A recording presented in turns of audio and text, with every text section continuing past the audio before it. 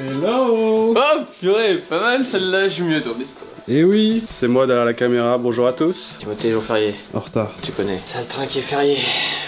J'ai entendu quelqu'un d'autre moi. Allez, on va le chercher, on va changer un petit peu les habitudes. Bonjour. Bonjour. Comment ça va? Ça va très bien. Tu veux que j'échange un peu de lieu pour le... Ouais, c'est ça, ça change un petit peu d'habitude. Je viens d'enlever mon casque, donc ça doit être horrible ma coupe. Non. Comment allez-vous dans les commentaires? Dites-moi si vous allez bien aujourd'hui. Je veux juste savoir si vous allez bien. Putain, on a une pile là, tout ça c'est vendu ou? Ça c'est le réassort. Mais tu vois, il y en avait déjà plus l'autre jour, donc ça a baissé là. Ok. Et on a eu pas mal de commandes, merci encore. Je vais sûrement recommander parce que ça va partir vite. Bonjour. Oh, Jérémy. Bonjour. Comment ça, Jérémy? Et c'est toi qui tiens cette caméra? Oui. Bah c'est super ça. C'est le premier jour du printemps, il fait beau dehors et il va faire 20 degrés toute la semaine prochaine. Qu'est-ce qu'on est heureux. Monsieur Météo, tu l'as donné sur un ton parfait, j'ai envie de savoir quels sont les cyclones anticyclones il de faut qu'on Tokyo. fasse ça sur fond vert. Et d'ailleurs, Aujourd'hui, au nord du Japon. Oh, en mode beau gosse aujourd'hui. Regarde, il a même le petit weekender, le petit sac pour partir en week-end. Qu'est-ce que tu vas faire aujourd'hui? Je vais chercher madame à la gare.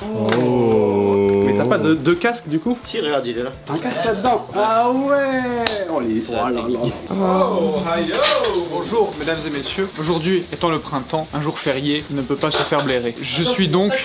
Parce que c'est le printemps. C'est l'équinoxe de printemps. Mais c'est beau ça. Fun fact sur l'équinoxe, aujourd'hui, la durée du jour est aussi longue que la durée de la nuit. 12 heures de jour pour 12 heures de nuit. C'est beau ça. C'est beau, c'est magnifique. J'adore l'équinoxe. Moi c'est le plus beau jour de l'année. Ça pète à rate. Je sais pas ce qui se passe aujourd'hui. il dit bacon ce machin? On dirait du spam dégueulasse. J'ai acheté ça au Combini super cher. C'est bon pour la testo, vous savez.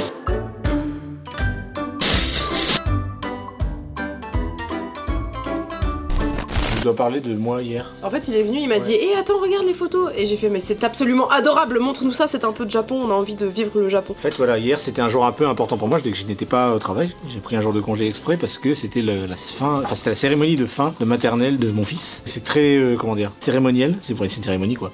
Mais Non mais surtout il est tout petit, parce que nous on a des cérémonies, mais quand t'as fini l'école et tout, lui c'est il a... Il a 6 ans quoi. 6 ans. Il va en maternelle, en primaire très bientôt là, en avril. Et du coup, je montrais des photos un peu. Regarde déjà la salle. Le Tu Japon. vois, avec le Japon. oui, c'est le classique. Ouais. Au début, tu sais, il y a tout le monde est en costard, tout le monde est bien sapé et tout. Puis tout le monde se met debout et voilà l'hymne japonais, tout ça. Les femmes elles sont en costard ou il y en a qui étaient en Bah kimono, Kyoko, regarde, elle était Petit costard, tailleur, chemise, stylé, tailleur. d'ailleurs. de père fier. Si, si. Et du coup, c'était sympa ou c'était vraiment chiant? C'était un peu long quand même, 3 heures. Hein. 3 heures. Bah, en fait, t'avais la cérémonie de base où ils donnent le diplôme, et après t'avais la wakalekai, comme ils disent, c'est où ils se réunissent tous les enfants et tout, puis c'est la dernière fois qu'ils vont se voir. En et mode tout. d'en voir. Voilà, avec la maîtresse qui fait un discours et qui a les larmes aux yeux, tu vois. Bah après, c'est une maternelle en fait un peu particulière parce qu'en fait c'est la dernière année. Ah. Parce qu'elle va être détruite et reconstruite. Mais regarde, ils ont un vrai diplôme et tout, tu regardes. Regarde le truc. Ah ouais, c'est un. C'est un vrai diplôme. C'est stylé. Montre de la fou. photo, il va le chercher là où il est de dos. Voilà, ça c'est mon fils qui récupère son diplôme. Du coup, c'est le directeur, c'est ça, le j'imagine. directeur de l'école. Du coup, tu donnerais une note sur combien? Sur combien tu t'es amusé? Non mais après, Kyoko en plus elle était en train de pleurer et tout. Moi aussi. On fait une transition mouvante, tous ensemble. Attends, parce que là, oh là, faut faire gaffe là. Oh yo, la boulette.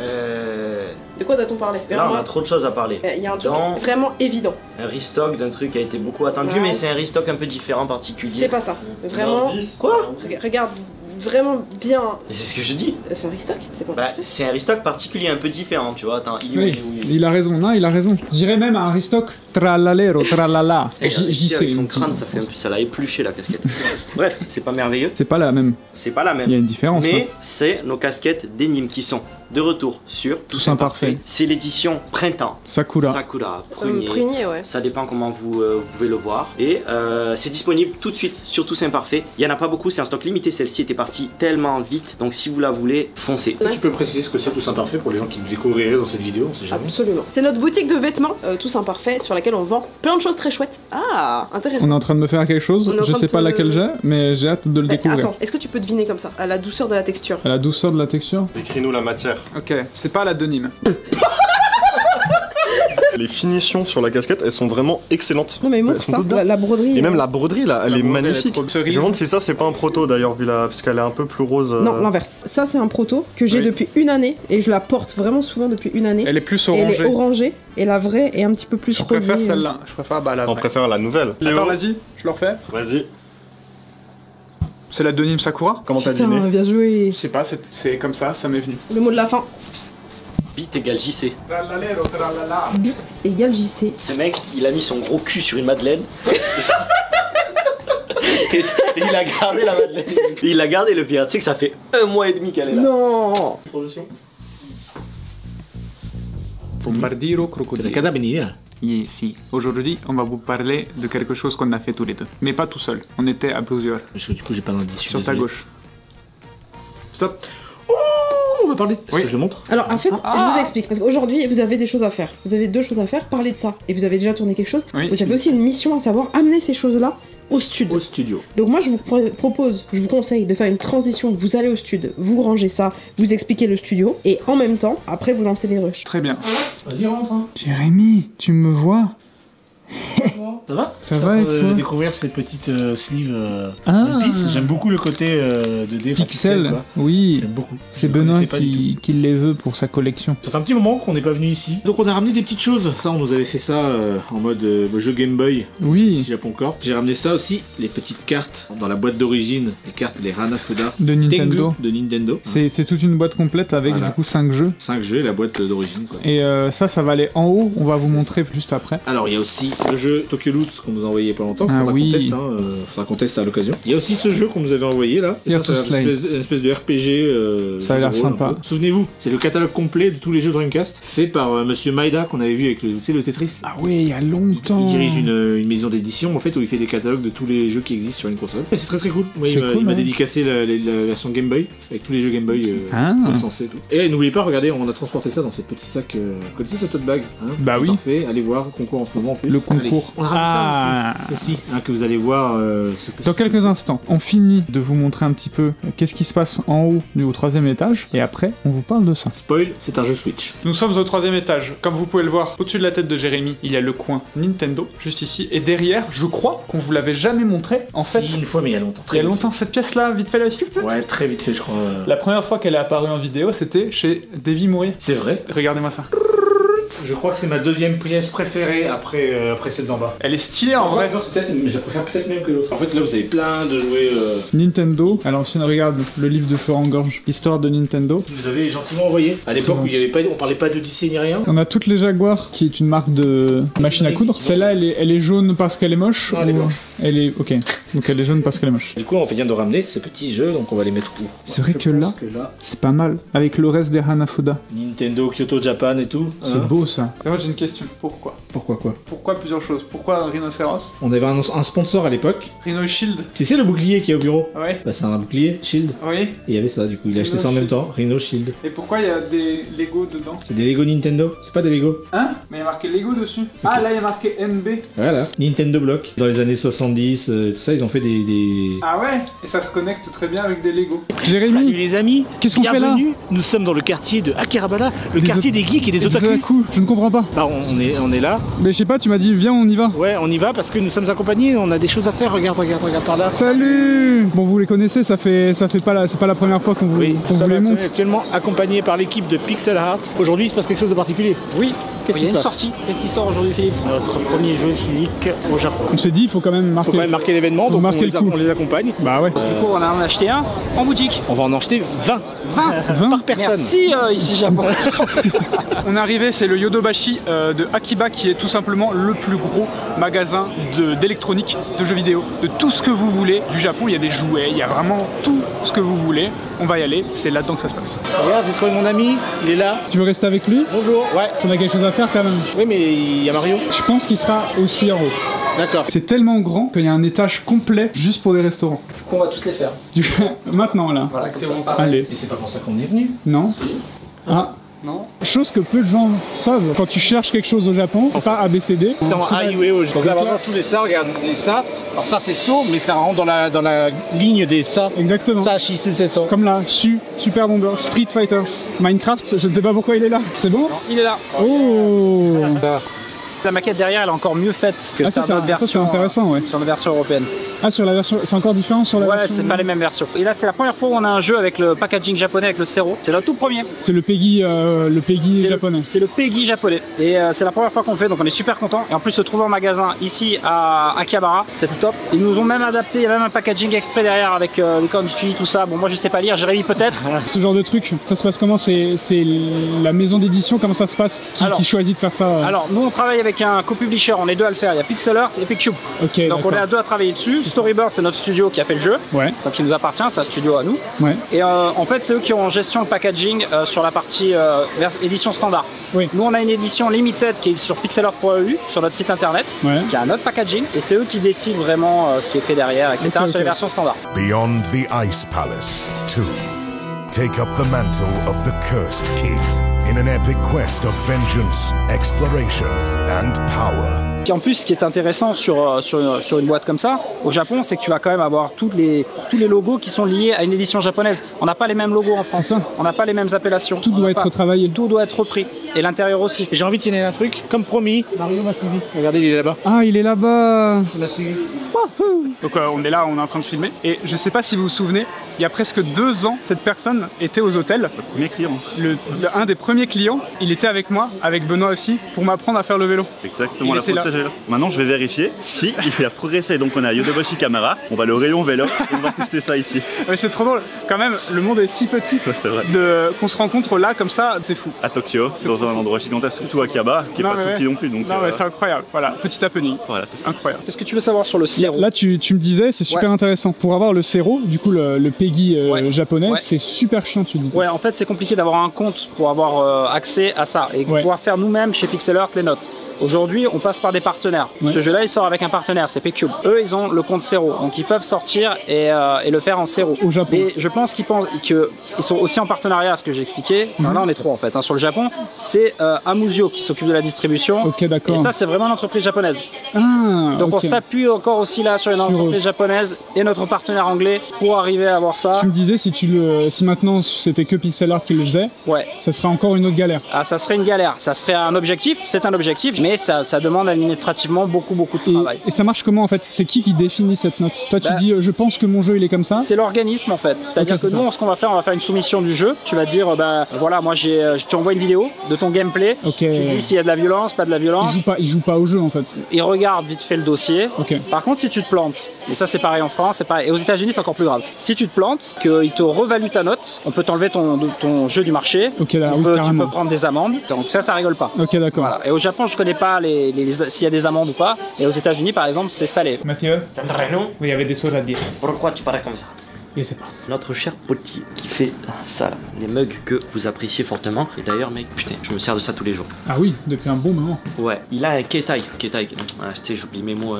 C'est comme les anglophones là qui parlent Better Than Life quoi. Ouais. Il a un nouveau téléphone et maintenant il a WhatsApp, ce qui fait qu'on communique beaucoup plus facilement que par mail. Il m'a envoyé des vidéos qui datent de 2022 exactement. Il m'a envoyé 6 vidéos, ça a changé. Il a changé de four, il a un truc beaucoup plus grand, etc.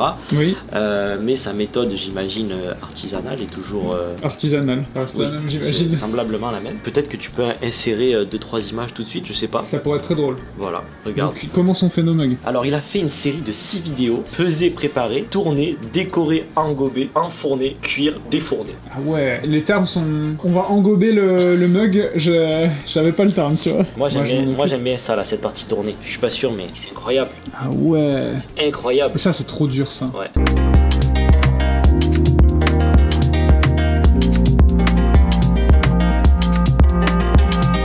Ensuite, je crois que tu avais quelque chose d'autre à nous montrer. On est à fond sur un truc qui va sortir, on vous en a parlé, ça va sortir juin ou juillet. C'est une collection été, mais c'est une dinguerie. Ça mélange tradition et modernité. Je crois qu'on en a parlé vite fait avec Benoît, tu vois. Avec Benoît, ouais. Pas en cam. Ah, peut-être. Parce que moi, je suis pas au courant, donc... C'est une vraie petite folie et vous allez adorer. C'est simple et en même temps, c'est très japonisant. Oh, ça, tu titilles mon attention. Là, oui. Et voilà, j'avais un petit truc à dire en plus, c'est ça? Bah, je ne sais pas. Non. Je crois que c'est bien. Je crois qu'on est bon. On est bon.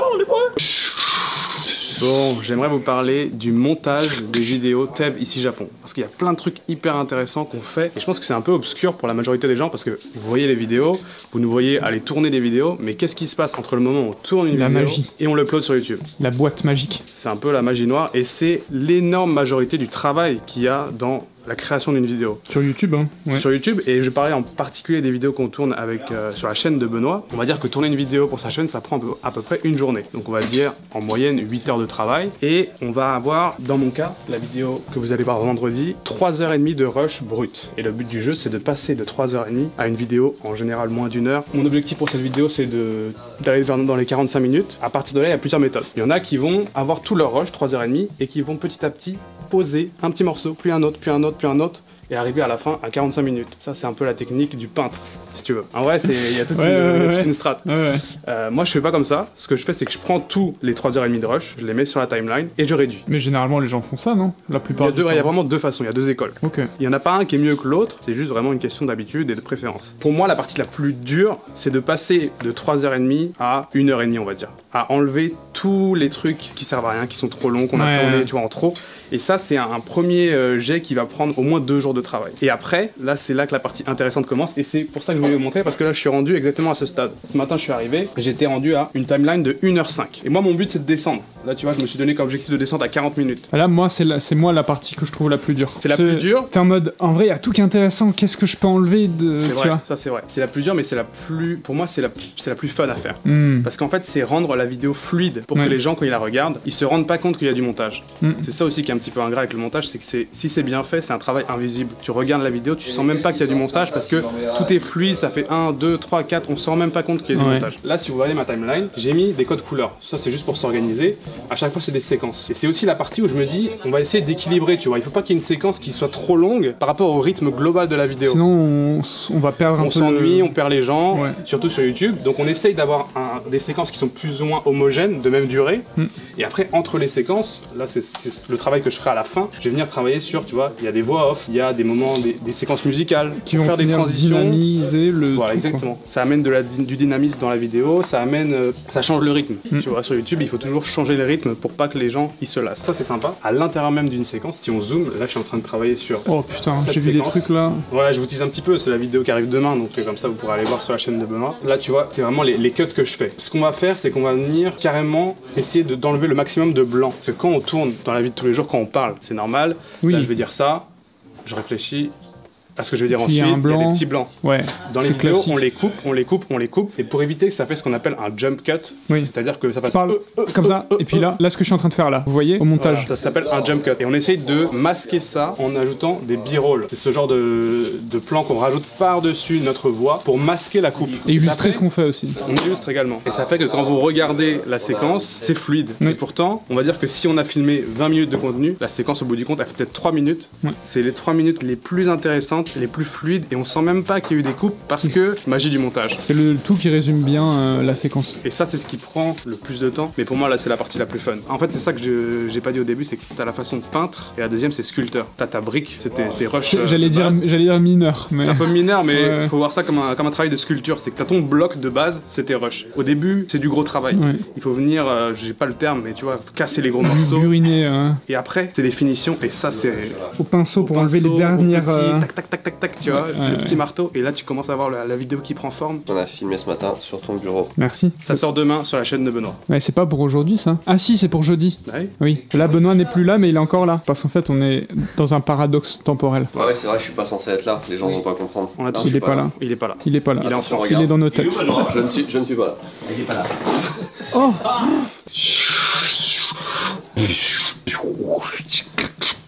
Oh attends, j'ai pas ma casquette. Juste là. Elle a pas sa casquette. C'est fini. Ah, pardon. Je suis en train de faire un post LinkedIn pour. Ouais. Bah on finit cette séquence là-dessus.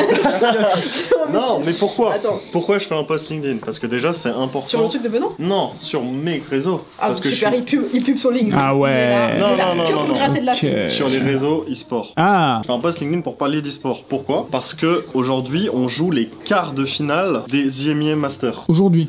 Quart de finale. 17h. Ça va vite. C'était ultra court comme compétition. C'est ultra court, ça se finit dimanche déjà. Donc, ah oui. En fait, on joue aujourd'hui, si on gagne, on rejoue demain, et si on regagne, on rejoue dimanche. dimanche. Jeudi, vendredi, dimanche, et ça sera chaque fois à 17h. La jeudi ce soir. C'est que ce soir. On joue contre nos ennemis mortels qui nous ont pété le cul, non? Non, c'est demain. Demain soir, Hein? on Si joue on contre gagne. les ennemis mortels qui nous ont pété le cul. Carmine? Ouais, si on gagne ce soir, on va se venger de Carmine après, s'ils gagnent leur match. Ah, il y a un monde dans lequel ils perdent? Non, c'est les grands gagnants apparemment. Donc en gros, Ce soir, ça le fait le match. ce soir ça le fait. Attends, ce soir c'est contre des Grecs? Non, alors ça s'appelle Greek Export, mais ils sont saoudiens. Quoi?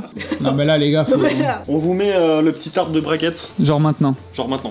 Et dessus vous avez toutes les dates, toutes les horaires. Donc si vous voulez suivre, faut pas hésiter. De toute façon, ça se finit à la fin de la semaine. Tu voulais dire autre chose. Tu m'as dit, Ouais. Benoît il a fait quelque chose. Ouais, Benoît, il est dans son avion apparemment. Il a été félicité justement pour notre parcours en e-sport jusque-là par Par qui? le chef de cabine de son avion. Qui est venu. Et ça, Excusez-moi monsieur, pardon, une petite coupe de champagne. Pour Bravo. vous féliciter pour votre équipe incroyable. Shoken. Elle meurt. Mais c'était... C'est la fin de la vidéo, fais quelque chose de drôle. Ordinateur, merci. Ça va clairement finir dans ma gueule. Si jamais. Alors.